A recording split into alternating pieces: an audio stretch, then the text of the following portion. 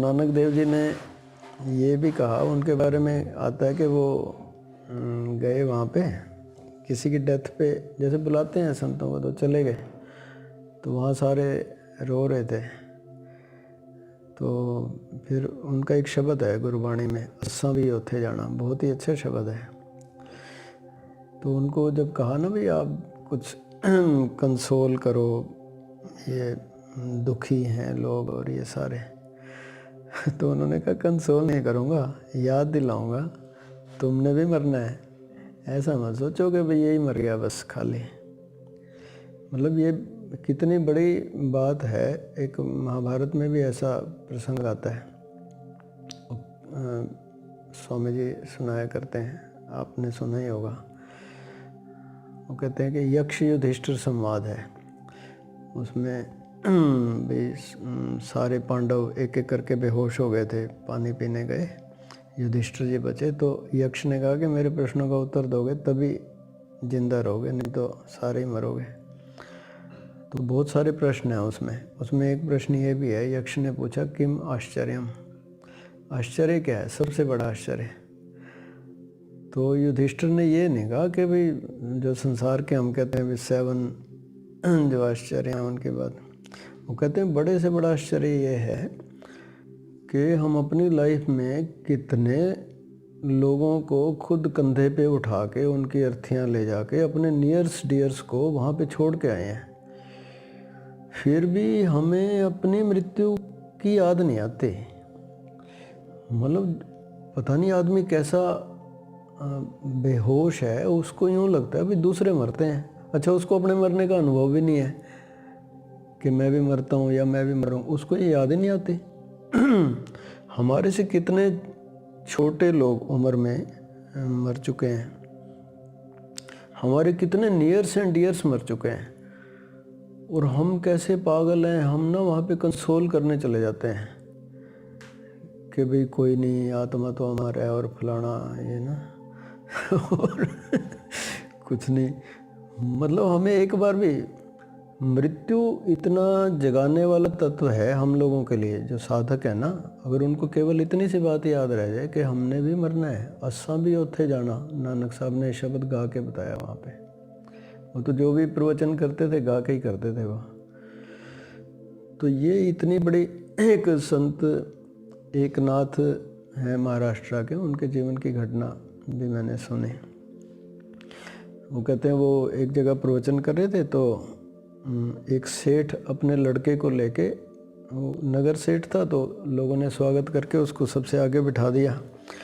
तो उसके लड़के की शादी हुई थी ताज़ी, तो वो लड़के को ज़बरदस्ती वहाँ ले आया था प्रवचन में कि चल महाराज जी आए हुए हैं, तो थोड़ी देर बैठ के वो मुनमुन कर रहा था भी क्या शादी में जो है ना विघन डालने वाली बात है। मतलब ऐसा मूड बना हुआ था उसका भी घर चलते हैं, लेकिन वो ज़बरदस्ती दूल्हा दुल्हन को वहाँ पे ले आया भी थोड़ी देर मिल के प्रवचन। और जब महाराज जी प्रवचन कर रहे थे, उसको बड़ा गुस्सा आ रहा था कि ज़बरदस्ती ले आए।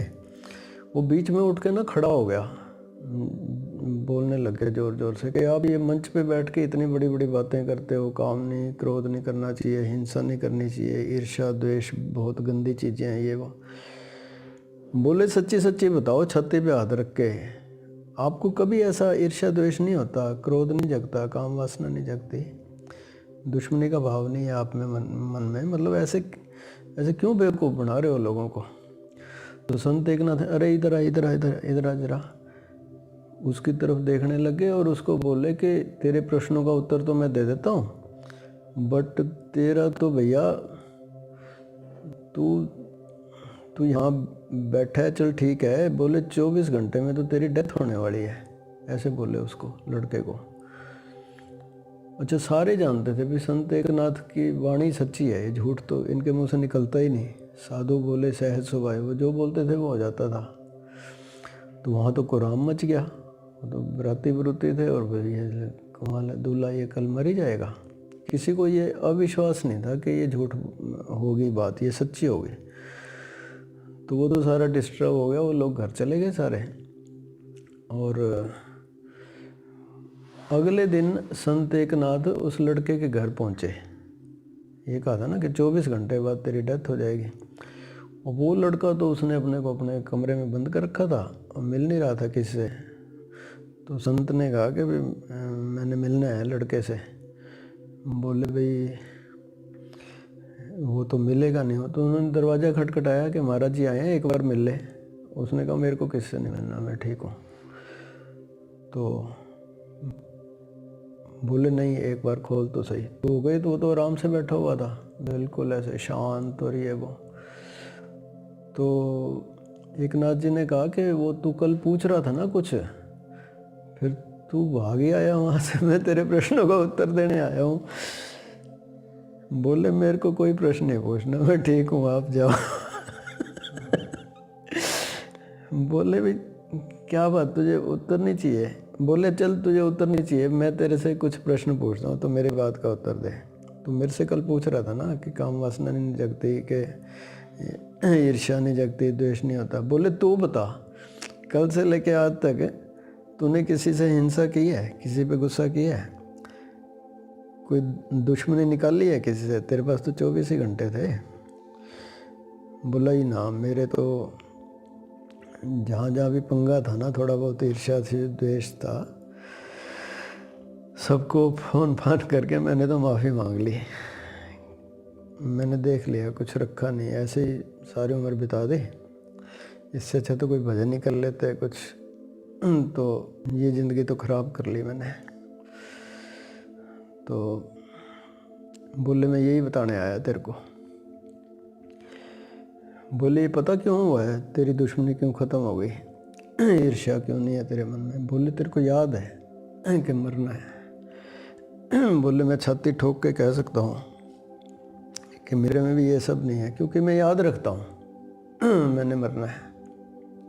इतनी सी बात है ना। फिर आदमी साधना में भी उत्सुक हो जाता है। अब ये लड़का सोच रहा है कि मैं साधना ही कर लेता, अब इसको कोई गुरु मिले तो साधना करे। बोले एक बात और बताने आया था तेरे को, असली बात तो वो है, मैंने झूठ बोला था कल, तूने मरना नहीं है। बोले मैं तुझे तेरे प्रश्न का उत्तर तेरे से ही दिलवाना चाह रहा था कि तू अगर मृत्यु को याद रखेगा ना तो तू साधना भी करेगा, मेरे जैसा हो जाएगा। मैं ओशो जी की एक वो कैसेट सुन रहा था, बहुत पुरानी बात है। उन्होंने उसमें कहा कि भाई अगर 24 घंटे भी तुम ये याद रख लो ना कि मरना है, महाजीवन की याद कर लो। महाजीवन यानी ये एक जीवन है, पीछे कितने जीवन हो गए, है ना, आगे भी जीवन होंगे हमारे, इन सब को मिला के एक महाजीवन है। ये तो एक एपिसोड है उस महाजीवन का, पिछले कई एपिसोड हो गए, आगे भी होंगे। बोले तुम अगर महाजीवन की याद कर लो, वो यही कहना चाह रहे थे कि अगर हम मृत्यु की याद रख सकें कि मैंने मरना भी है, तो तुम्हारे जीवन में साधना भी होने लगेगी और बहुत प्रोग्रेस होगी, तेज़ी से प्रोग्रेस होगी। और हमारी जो अटैचमेंट्स हैं ना संसार में, बहुत ज़्यादा, व्यवहार तो कम नहीं होगा, अटैचमेंट्स निकल जाएंगी उसमें से। वो जो मैं मेरा चलता रहता ना, वो बहुत कम हो जाएगा, ना के बराबर व्यवहार में रहेगा। दिखता है ना कि भी जाना है, आज नहीं तो कल जाना है। सारे संत कह रहे हैं भाई ये जो है ना धर्मशाला है। बाबा बुल्ले शाह तो वही बताएंगे अभी, वो मैं बताऊंगा प्रैक्टिकल। हाँ, वो मैं अभी प्रैक्टिकल कराऊंगा कैसे याद रखा जाए, उसी के लिए तो बैठे हैं यहाँ पे। तो अगर ये बात याद रह जाए तो ओशो जी कह रहे थे कि साधना जेट स्पीड से चलती है और सारा व्यवहार भी चलता रहता है और हमें याद बनी रहती है कि भाई ये तो बाबा बुल्ले शाह कहते हैं एथे ओथे दोवें सराय। सारे संत तो कह रहे थे कि भाई ये जो है ना धर्मशाला है ना। घर तो हमारा वो है, असली घर वही होता है ना। जैसे हम ऑफिस जाता हूँ मैं, तो काम करके फिर रात को यहाँ पे आ जाता हूँ, तो ये मेरा घर हुआ ना जहाँ काम करके आ गए। अब मैं कहाँ से आया था और कहाँ चला जाऊँगा ये काम धंधा करके, तो घर तो असली वही हुआ। वहाँ हम काफ़ी देर रहते हैं, मरने के बाद स्पिरिट के रूप में रहते हैं, तो असली घर वो है। बाबा बुल्ले शाह एक स्टेप और आगे चले गए, वो कहते एथे ओथे दोवें सराय। बोले ये तो धर्मशाला है ही, स्पिरिट वर्ल्ड भी धर्मशाला है। पूछा चेलों ने भाई ये वो धर्मशाला कैसे, वो तुम्हारा घर बता रहे थे सारे संत। बोले नहीं, वो भी असली घर नहीं है। असली घर है गोविंद का घर, Golok, the world of enlightenments, enlightened once.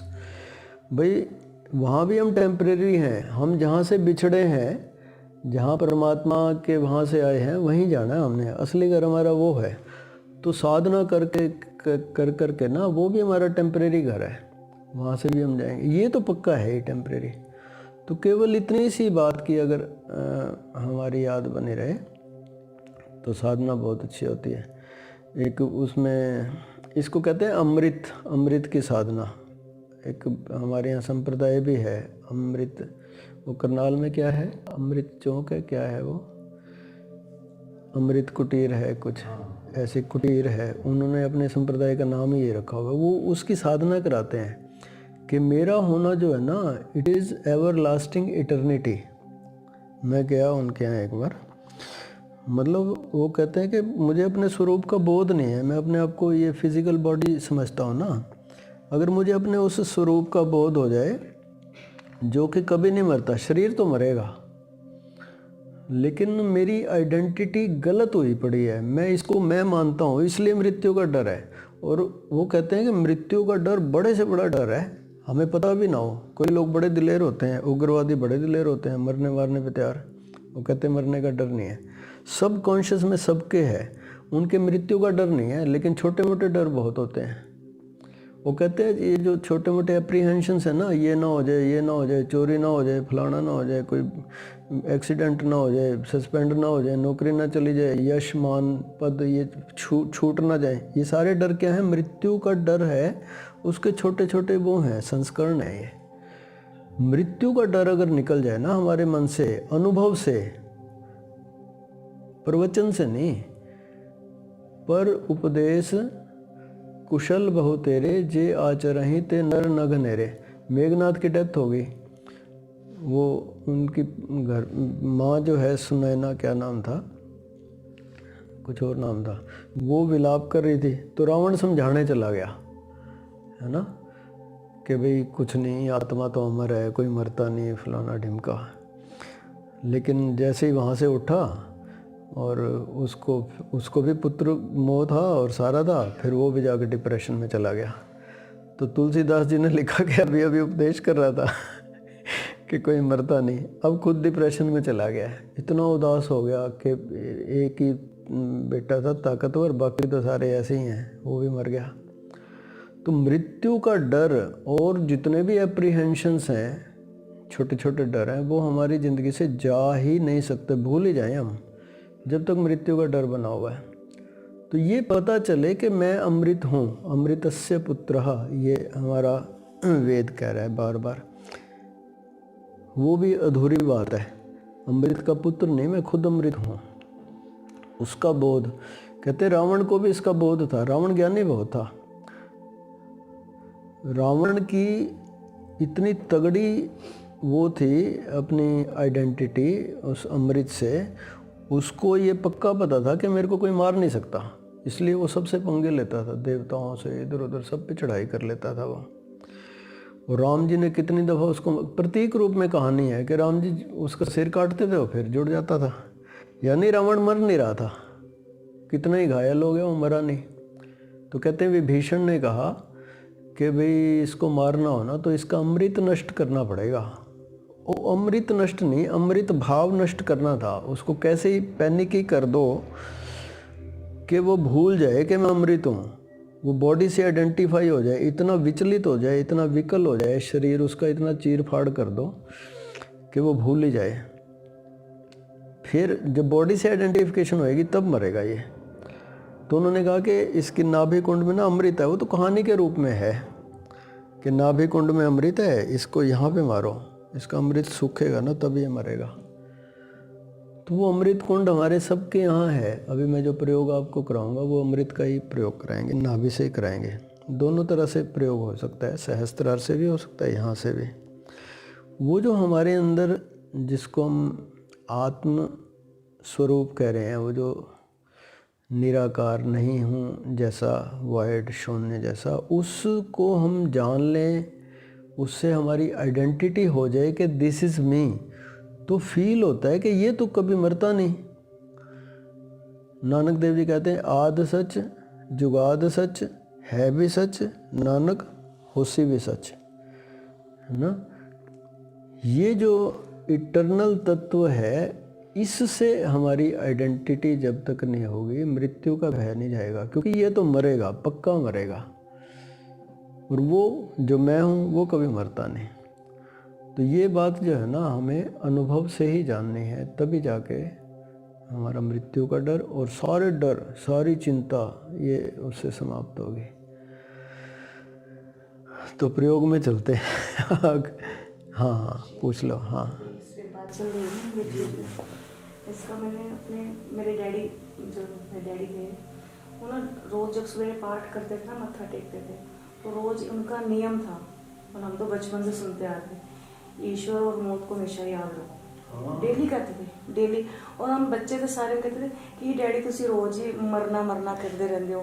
कहते नहीं ये सच है, कहते एनू ना तुसी सबक याद रख लो। मैं बार बार तुम कह रहे हो, तो मतलब समझ आ रही है ना, मैं तुम्हें समझा रहा हूँ, तो इसको पक्का याद रख लो।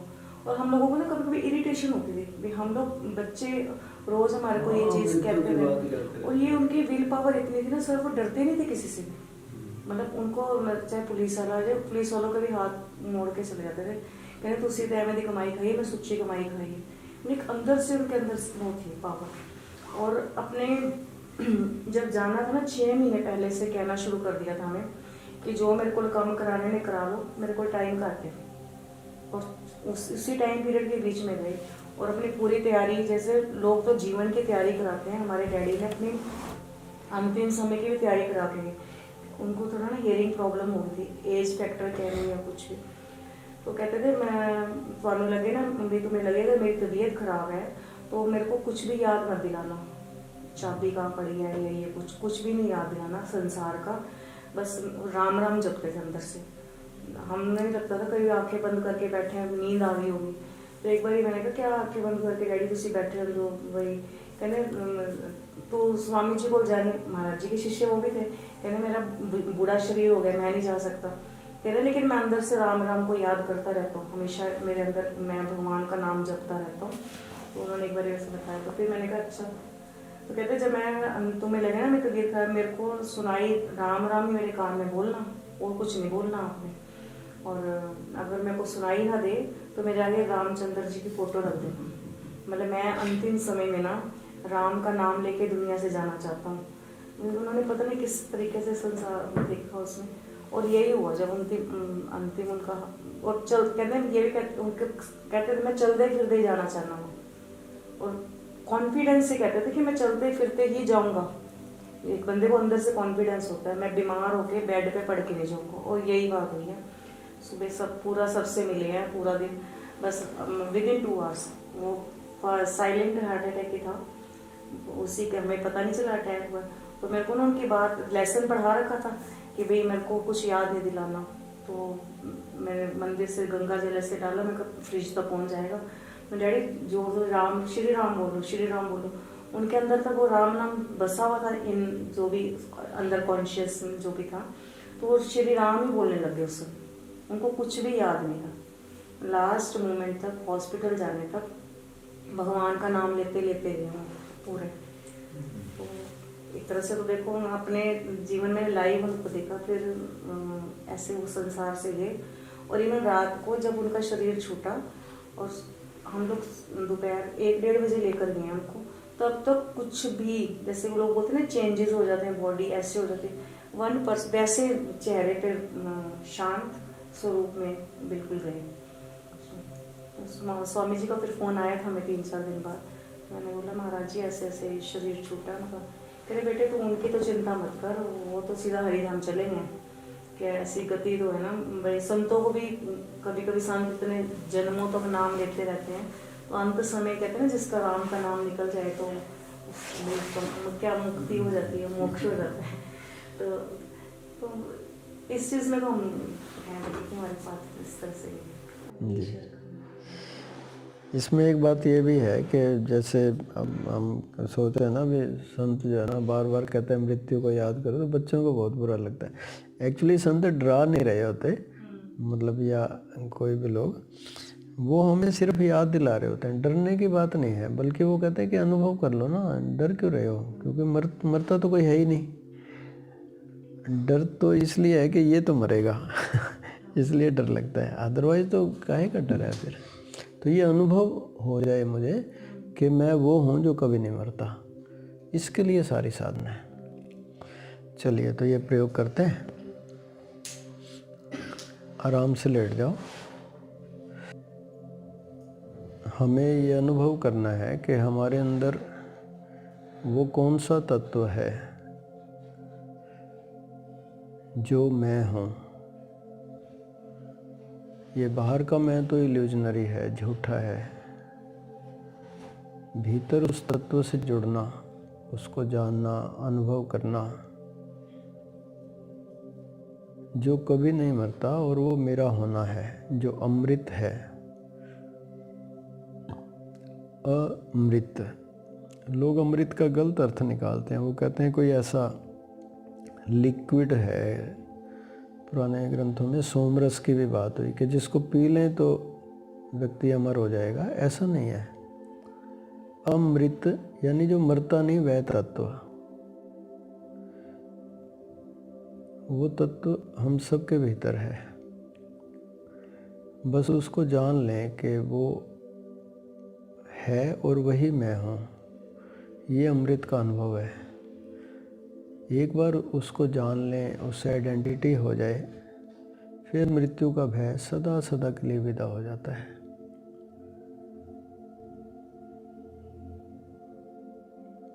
थोड़ा सा सांस पे ध्यान दें। पहले भीतर चलना है।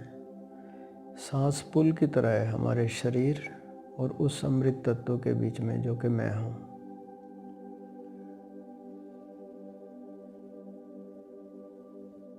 हर सांस में हम संसार से जुड़ते हैं और उस अपने स्वरूप से जुड़ते हैं। सांस भीतर जाती है तो मैं उस अपने स्वरूप से जुड़ता हूँ, अमृत से। सांस बाहर जाती है तो मैं संसार से जुड़ता हूँ। संसार और मुझे जोड़ने के बीच में जो तत्व है वो है सांस। तो सांस के पुल से हम एक सिरे से दूसरे सिरे पर, एक किनारे से दूसरे किनारे पर जा सकते हैं। हम बहुत बार ये गीत भी गाते हैं, कन्हैया ले चल परली पार। वो परला पार कहाँ है? हमारे भीतर। कहीं बाहर नहीं ढूंढने लग जाना। वो मुक्त तत्व, मुक्ति वहीं से बना है शब्द। The ultimate freedom, the eternal. केवल सांस पे ध्यान दो। धीरे धीरे आपको पता चलेगा कि फिजिकलिटी से हम दूर होते जा रहे हैं। सांस इतनी धीमी हो गई। जब हम संसार से जुड़े होते हैं तो सांस बहुत तेज चलती है। काम वासना में, क्रोध में, लोभ में, ईर्ष्या में, द्वेष में सांस की गति बहुत ज़्यादा हो जाती है, 20, 22, 24 पर मिनट। जैसे ही सांस पे ध्यान दें, आपकी सांस की गति बहुत सामान्य हो गई, बहुत कम, जैसे सांस हो ही ना। बीच में तो कभी कभी ऐसा लगता है सांस चल ही नहीं रही। जब ऐसी स्थिति हो जाए सांस की, उस समय अपने नाभि और उसके आसपास के क्षेत्र पर थोड़ा ध्यान दो।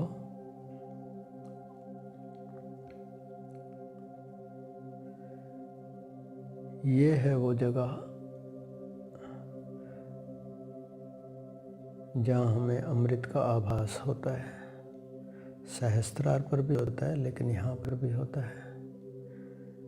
बच्चा अपनी माँ से गर्भकाल में यहीं से जुड़ा होता है, नाभि से।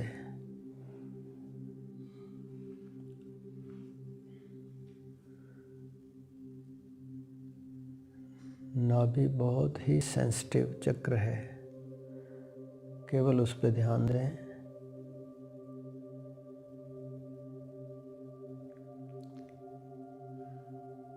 धीरे धीरे वहाँ पे आपको कुछ आभास होने लगेगा, हल्की ठंडक, शीतलता का अनुभव भी अमृत का अनुभव है।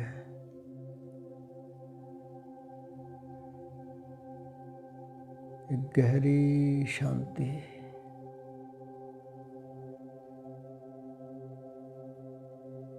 गहरी शांति का अनुभव भी अमृत का अनुभव है।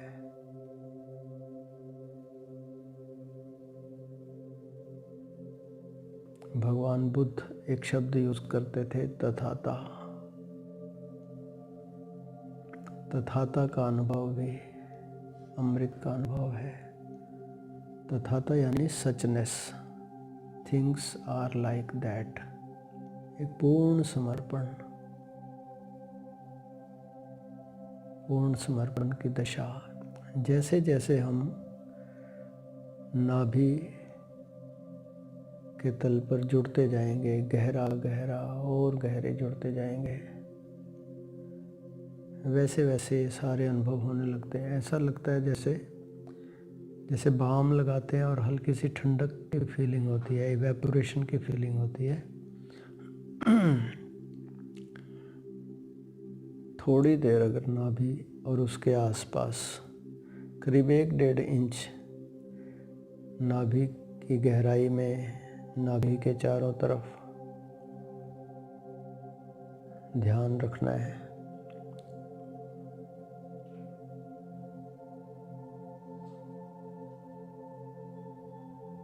और सुने अनाहत नाद नाभि चक्र पर।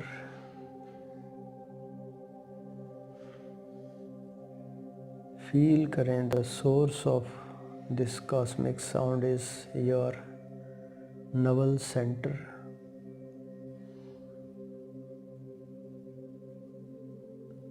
इस क्षेत्र को थोड़ा बढ़ा भी सकते हैं। पूरे पेट में अनुभव करें नाद गूंजता हुआ।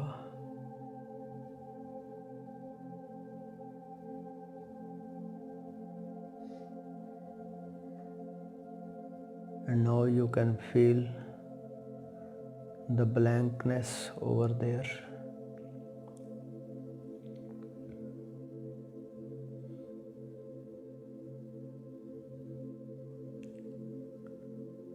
निराकार, शून्य,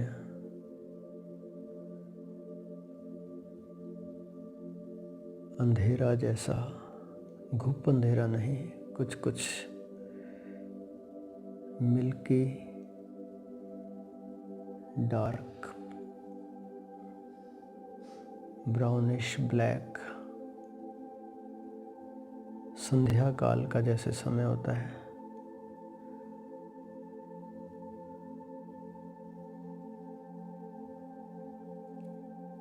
जब दिन ढल गया, रात अभी शुरू नहीं हुई, वो काल, या रात ढल गई, सुबह अभी भोर नहीं हुई, अमृत वेला इसलिए बोलते हैं इसको। ऐसा अंधकार जैसा यहाँ पे अनुभव होता है। जिन लोगों को मृत्यु के अनुभव के बाद कुछ लोग वापस शरीर में आ जाते हैं, ऐसे किसी एक्सीडेंट में, उनको इस तरह के अनुभव होते हैं।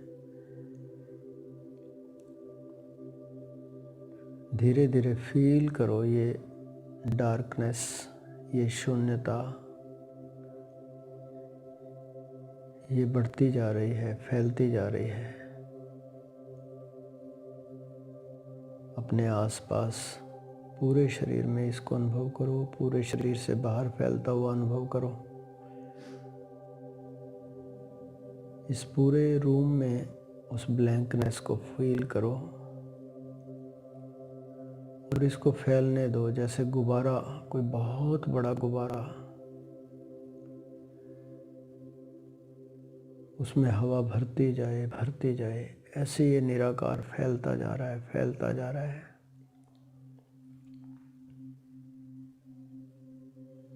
और फैलने दो, और फैलने दो।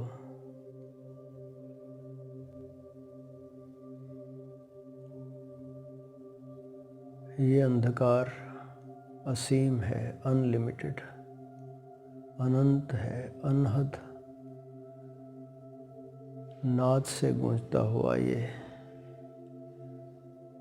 निराकार। गुरु नानक देव जी कहते हैं यही एक सच है, निरंकार। और फैलने दो, और फैलने दो।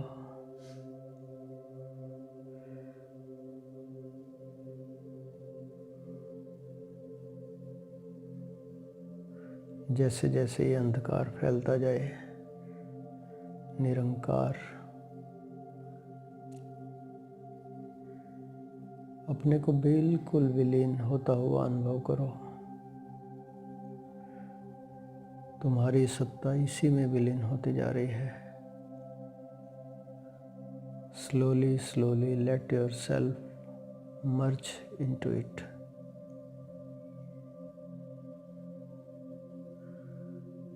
केवल यही निरंकार सत्ता, इटरनल,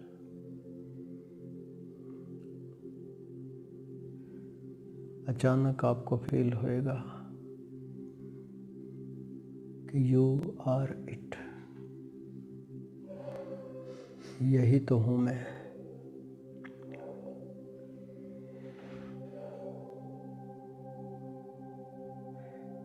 अनुभव करने वाला और जो अनुभव हो रहा था, ये दो नहीं है, एक ही है।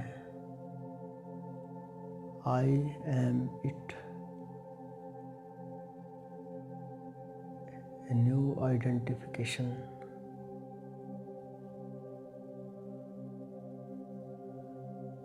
This is me. सोहम, वही मैं हूँ, यही मैं हूँ। अरूप, असीम,